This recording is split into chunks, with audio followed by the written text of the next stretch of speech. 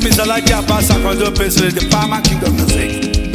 Just to wish Aṣíwájú Jagaban happy birthday. Ẹ̀mí á ṣe púpọ̀, Aṣíwájú Bọ́lá Ahmed Tinubu. Nílẹ̀ la sọ̀rọ̀ àtàrẹ, Aṣíwájú Bọ́lá Ahmed Tinubu. Jagaban, long life and prosperity, long life and prosperity. Àkànbí, ẹ̀mí á ṣe púpọ̀, Aṣíwájú Bọ́lá Ahmed Tinubu. Àbọ̀lúwa ń bẹ lórí ẹ̀, ìrẹ̀nìrẹ̀ ṣáni títì ẹ̀, dáàbòbò látọwọ́ Elédùà, Olúwa ń bẹ lẹ́yìn ẹ̀. Ìgbà ọdún kan ni àtẹ̀pẹ́ lẹ́sẹ̀ ń tẹ̀nà, Olúwa ọ̀pá ẹ̀ lẹ́kùn, kí ló tún kù lẹ́yìn ká ṣọpẹ́. Àfiré, ojú ẹ ò ní ríbi,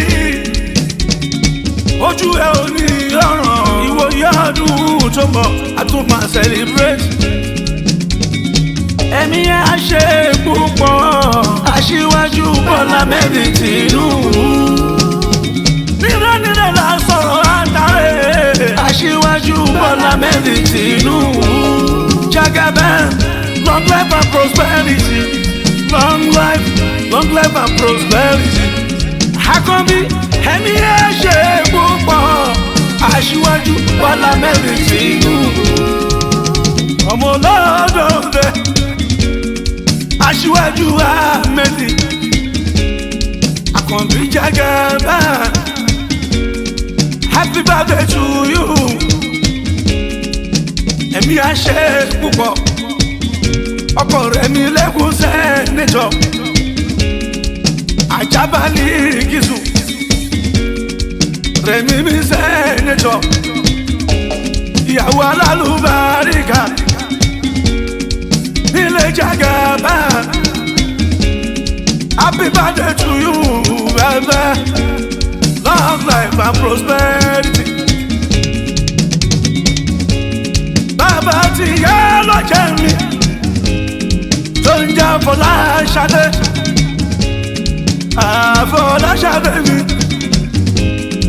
ìyá lọ́jọ́ Nàìjíríà, ọmọ alálùbáríkà, bàbá gbogbo alálùbáríkà, ìdílé wọn ìdílé alálùbáríkà, gbogbo wọn alálùbáríkà ní gbogbo wọn.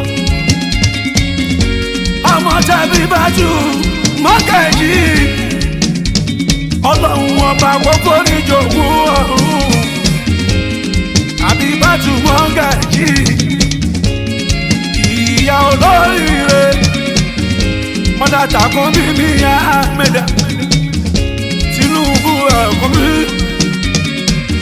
Jagaban, Àkànbí ọmọ olódòdó, ẹni tá ayé ń fẹ́, òun lọ́mọ ènìyàn ló ń fẹ́. Congratulations Àkànbí, many happy returns, bàbá.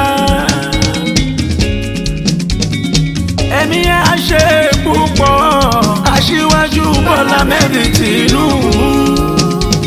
Nílẹ̀ la sọ̀rọ̀ àtàrẹ, Aṣíwájú Bọ́lá Ahmed Tinubu.